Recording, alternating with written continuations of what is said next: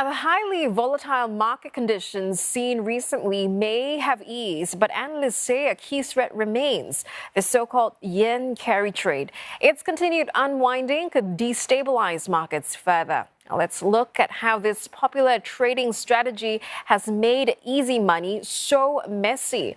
Now, the carry trade involves borrowing a currency from a place with low interest rates, in this case, the Japanese yen, and then using it to invest in assets that generate returns, like U.S. tech stocks or government bonds, which have offered attractive returns in recent years.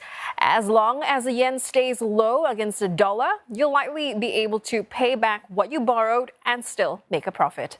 Now, the yen carry trade has been popular among investors because Japan was basically giving out free money as it kept its borrowing costs ultra low, while the U.S. and Europe were frantically hiking rates post-pandemic. Our troubles began a few weeks ago when the yen started strengthening against the greenback.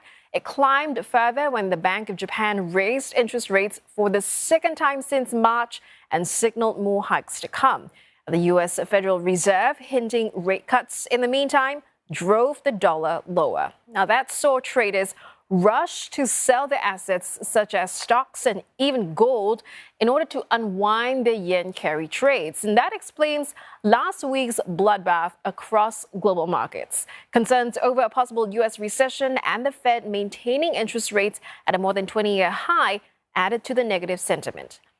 Now, a top Japanese central banker then sent a dovish message attempting to calm the yen, and markets have since regained ground. But uncertainty remains. This is, after all, the biggest carry trade the world has ever seen.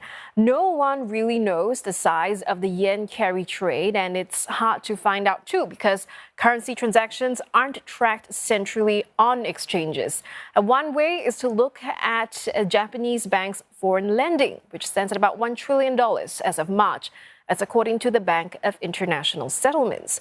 And some analysts believe that we're only halfway through the unwinding.